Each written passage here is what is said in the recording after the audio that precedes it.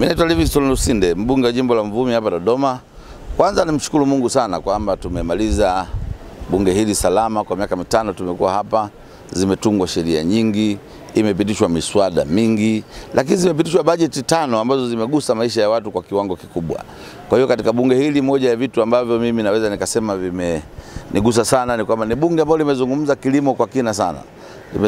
Limegusa watu wengi. Kama unavyojua, nchi inaajiri wakulima wengi zaidi kuliko taasisi nyingine yoyote. Tumezungumzia bajeti ya kilimo imekuwa, lakini vile vile ukienda unaona vifaa vimenunuliwa vya kupima udongo, yamenunuliwa magari ya kuchimba maji kwa kujaza mabwawa. Kwa mkoa kama Dodoma ambapo hatuna mto unaotiririka maji, sisi kwetu ni neema. Haya magari yakaanza kufanya kazi ya kuchimba maji na kujaza kwenye mabwawa, kwetu sisi ni neema kabisa. Kilimo chetu kitakuwa kilimo chenye tija kabisa. Unajua watu wanashindwa kuelewa. Watu wanaposema hawana deni na Mheshimiwa Rais, sio shida zote zimeisha. Zingekuwa shida zote zimeisha, hata serikali hakuna sababu ya kuwepo. Shida zipo, lakini kwa kiwango kikubwa Rais ameupiga mwingi sana. Yaani kiasilimia unaweza kumpa asilimia 90 mpaka 98 hivi. Kwa hiyo tunamshukuru na tunaipongeza serikali ya awamu ya 6. Lakini hata hivyo bado tunataka ifanye zaidi, kwa sababu sio kwamba kufanya vyema ndio mwisho wa serikali. Ndio maana hata Rais amepitishwa na chama kwa ajili ya kugombea ili aje amalizie mambo yaliyokuwa yamebaki. Lakini hata hivyo bado tunashukuru kwa upande wa maji, tumeona sekta ya maji ikikua, lakini kwa sababu ya teknolojia kuendelea kuibuka zaidi, yameibuka mambo ya akili mnemba. Unaweza kuona watu wanatengeneza picha ya mtu ambaye sio yeye. Kwa hiyo tumetunga sheria na tunataka serikali isimamie haya mambo ili kutunza heshima za watu. Mimi najua mimi ni mzoefu katika bunge hili kwa sababu mimi ni awamu ya 3. Na Mungu akipenda kwenda kugonga awamu ya 4. Kwa hiyo sina pressure. Yaani katika wale wachache wanaorudi, mmoja hapo ni mimi. Kwa hiyo ninachoshukuru ni kwamba muda wote mimi nimeishi na wapiga kura wangu vizuri, na kwa wabunge ambao itatokea bahati mbaya, kuna maisha nje ya siasa. Kwa hiyo wasife moyo, waendelee kuchapa kazi. Kuna kilimo, kuna biashara, kuna ufugaji, kuna vitu vingi ambavyo wamepitisha humu na wamejifunza na wanajua fursa ziko wapi. Naitwa Shigongo Eric James, ni mbunge wa jimbo la Buchosa. Yako mambo makubwa mawili. La kwanza ni habari ya kule nakotoka kwa wananchi ambao walinipa dhamana ya kuwa mbunge. Yaani walionituma kuja hapa ndani ya hii compound ambao ni wana Buchosa. Yako ya kwao, lakini yako ya taifa langu. Na mimi ni mbunge wa bunge la Jamhuri ya Muungano wa Tanzania kupitia dirisha la Buchosa. Kwa mambo mawili. Na kwanza nianze na taifa langu. Niliingia bungeni nchi yangu ikiwa imepita kwenye mambo makubwa mawili matatu. La kwanza, niingia bungeni nchi yangu imepoteza rais akiwa madarakani. Si jambo dogo. Rais akifa madarakani, nchi nyingi huwa zinatikisika sana kiuchumi. Kwa hiyo niliingia rais akiwa amefariki, Magufuli, lakini niliingia madarakani tukiwa tumepita kwenye COVID-19, corona. Niingia madarakani kama mbunge kukiwa na vita vya Mashariki ya Kati na Ukraine baadaye. Hata mambo haya matatu yalisababisha mtikisiko mkubwa sana wa uchumi. Hapo ndo point yangu inapoijia, kwamba uchumi wangu kwa mambo hayo matatu ulishuka mpaka 2.5 ya kukua kwa pato la taifa GDP, kutoka 5.5 2018 mpaka 2.5 kwa mujibu wa ripoti ya IMF. Hiyo kwa nchi yoyote duniani hiyo ni shida moja kubwa.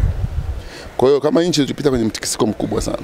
Lakini leo ninapozungumza na wewe hapa, najivuna kabisa kwamba pato la taifa langu limerejea tena kwenye 5.5%. Sasa leo hii ninavyoongea na wewe, miaka 5 baadaye, naweza kukupa kabisa ushahidi wa kwamba Watanzania wameanza kushikilia uchumi wa nchi yao. La kwanza, tulibadilisha sheria ya manunuzi.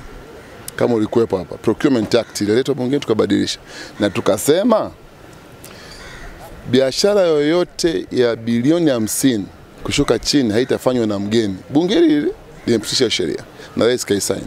Yaani contract yoyote ya 50 billion haifanywi na Mchina. Ni achievement moja kubwa mno. Maana yake ni kwamba Watanzania watatajirika kwa sababu ya sheria hiyo. Tumekuwa sana kwenye kilimo. Budget ya kilimo imeongezeka sana. Sasa hivi vijana wengi sana wanashiriki kwenye kilimo na maisha ya watu yameanza kubadilika. Kwa kwenye swala la kuboresha maisha ya watu, kwa kweli tumepiga hatua moja kubwa, najivuna kama Tanzania. La tatu, ajenda yangu ya 3 ilikuwa homa ya ini. Nimekuwa napambana sana kwamba serikali yangu iwachanje Watanzania kuhusu homa ya ini, kwa sababu homa ya ini inaua watu wengi sana mpaka hivi sasa. Mimi nimepoteza ndugu wengi. Nisema nikiingia bungeni lazima watu wachanjwe. Ninajivuna leo kwamba serikali imeweka bajeti kubwa sana ya chanjo ya hepatitis. Na hepatitis imekuwa ugonjwa ambao unaingizwa kwenye kundi moja la magonjwa kama HIV pamoja na magonjwa mengine ya virus. Kwa hiyo ni achievement kubwa sana kwa taifa langu. La tatu naojivunia ni swala la RPL. Kama unafahamu RPL ni recognition of prior learning. Yaani maana yake ni hapa kwa mtu ambaye haelewi RPL ni kwamba mtu anaweza kuwa amefundishwa kwa mechanical na mjomba wake. Kama mechanical mzuri mji mzima unamtegemea lakini hana cheti. Nikapigania kwamba Watanzania watambuliwe, wapewe mtihani, akitaka kwenda kusoma mechanical engineering chuo kikuu cha Dar es Salaam aruhusiwe kwenda kusoma. Sasa nilipigania kwa sababu mimi ni tunda la RPL. Mimi nilimaliza darasa la 7 kama sekondari, lakini serikali yangu ikanipa nafasi ya kufanya RPL. Nikaenda Tumaini nikasoma mass communication shahada ya kwanza. Sasa hivi nafanya PhD. Sasa sikutaka watu wengine wakose hiyo nafasi. Maana yake Magufuli alipokuja aliondoa RPL. Nashukuru najivuna leo kama RPL imerejeshwa mpaka ninavyoongea. Kwa hiyo hayo kwa taifa langu mimi pamoja na mambo mengine najivuna kwamba nimerudi nyumbani leo, mambo nilokuja kuyapigania angalau sehemu fulani yamekishafanyika. Kwa jimbo langu la Buchosa sasa, wananchi walionituma walinipa kazi 4. Elimu. Kwenye elimu tumejenga sekondari kila kijiji. Na vijiji vingine vimejenga sekondari 2 mpaka 3. Kwa hiyo kwa upande wa elimu tumepiga hatua kubwa sana. Na bado sasa hivi tunajenga high school 3. Hatukuwa na high school hata moja. Tunajenga 3. Tulikuwa na chuo cha ufundi, tunajenga VETA 1. Kwa hiyo in short ni kwamba kwa upande wa elimu tumepiga hatua kubwa sana. Kwenye afya, wananchi walinituma kuja kupigania afya zao. Tumejenga vituo vya afya Nyanzenda, tumejenga kituo cha afya tunajenga Bukokwa, tunajenga Rushamba, tunajenga Maisome. Maeneo hayo yafahamu wale. Lakini tumejenga vituo vya afya katika maeneo yote. Tumejenga zahanati 24. Kwa hiyo kifupi tumepiga hatua kubwa sana kwenye upande wa afya. Tumeshusha vifo vya maternal mortality rate. Wakina mama watu kujifungua tumeshusha sana. Na tumeshusha sana pia idadi ya watoto wanaokufa chini ya umri wa miaka 5. Kiasi kikubwa mno. Kwa hiyo mimi ninajisikia vizuri kwamba tunafanya kazi kubwa. Upande wa maji. Nenda Buchosa leo. Watu wanafungua maji bombani. Nimezaliwa Buchosa nilikuwa sijawahi kuona maji yanatoka bombani. Kwa hiyo nachukua nafasi kuishukuru sana serikali yangu. Namshukuru sana Mheshimiwa Rais na serikali ya Chama cha Mapinduzi kwa mambo ambayo wameyafanya kule kwetu Buchosa. Barabara za Buchosa leo nenda. Na ninazungumza nyinyi na waandishi wa upelelezi, nendeni mkaangalie barabara zinapitika mwaka mzima. Tunalo deni tunadai. Tunadai barabara yetu ya lami. Tuliambiwa tutajengewa lami kutoka Sengerema kwenda Nyeunge Buchosa. Mimi kwa majina naitwa Fatma Hassan Taufik. Mimi ni mbunge wa viti maalum wa mkoa wa Dodoma ambao leo ndo bunge linavunjwa, ndo utakuwa mwisho kusudi tujiandae tena kwa uchaguzi mwingine. Kwanza nimshukuru sana Mwenyezi Mungu kwamba uhai wa bunge letu ambao tuliingia kura zilipigwa 2020 na leo hii tunahitimisha. Kwa kweli ninachoweza kusema ni kwamba mambo mengi yamefanyika. Na ikumbukwe kwamba katika kipindi hiki cha miaka 5 kuna bahati mbaya sana ilitokea kwamba aliyekuwa rais aliyekuwa madarakani alifariki dunia mwaka 2021 kama sikosei. Lakini baadaye tukaja tukampata aliyekuwa makamu wa rais ambaye sasa hivi ndio Rais Dr. Samia Suluhu Hassan. Sasa ninachoweza kusema ni kwamba niendelee sana kumshukuru na kumpongeza na kumwombea kila laheri Dr. Samia Suluhu Hassan ambaye leo hii yeye ndo atakayekuja kutufungia, yani katika kuhitimisha bunge leo ndo kuja kulihutubia bunge letu tukufu. Mambo mengi sana yamefanyika kwenye swala la maendeleo, kwenye swala la elimu, kwenye swala la afya, kwenye swala la miundombinu, kwenye swala la nishati na mambo mengi sana. Tumekuwa tukiona kwamba hata bajeti imekuwa ikipanda mwaka hadi mwaka. Lakini ninachoweza kusema ni kwamba na tumeona mafanikio makubwa sana kwamba kuna yale ambayo alikuwa ameachwa na mtangulizi wake, lakini mama huyu ameyaendeleza yote. Lakini na mengine ambayo kwake yeye mwenyewe amefanya nini?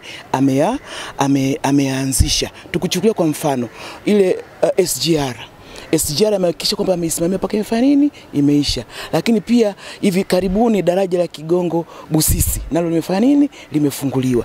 Tunaona kabisa kwamba uboreshaji wa miundombinu pamoja na vifaa tiba kwenye sekta ya afya, kwa sababu bila afya ina maana kwamba mambo mengine yote ya maendeleo hayawezi kufanya nini, hayawezi kufanyika. Lakini pia tukiangalia kwenye kilimo, kumekuwa na mapinduzi makubwa sana ya kilimo. Tukiangalia kwenye umeme, kwa hiyo unaona kabisa kwamba katika kipindi hiki cha uongozi wa Dr. Samia Suluhu Hassan kwa kweli kumekuwa kuna mapinduzi makubwa sana, na sisi kama wabunge leo tunahitimisha, lakini tunajivunia kwamba hata tutakapokwenda kule kwenye kuomba kura kwa wananchi wetu, sisi tunajiuza wenyewe. Na tunajiuza kwa sababu gani? Kwa sababu ya kazi nzuri ambayo imefanywa na Dr. Samia Suluhu Hassan kwa kuhakikisha kwanza kodi inakusanywa jinsi inavyotakiwa, lakini pia zile pesa zinatumika kwa ajili ya kuendeleza miradi ya ndani. Kwa mimi kwa uchache naweza kusema kwamba naendelea kumwombea dua Dr. Samia Suluhu Hassan. Natambua kwamba hapa tutakuwa tuko likizo tu, kwamba tunakwenda likizo kwa ajili ya maandalizi ya uchaguzi mkuu, na naamini kwa uwezo wa Mwenyezi Mungu wote ambao tuko, kwa sababu tumefanya kazi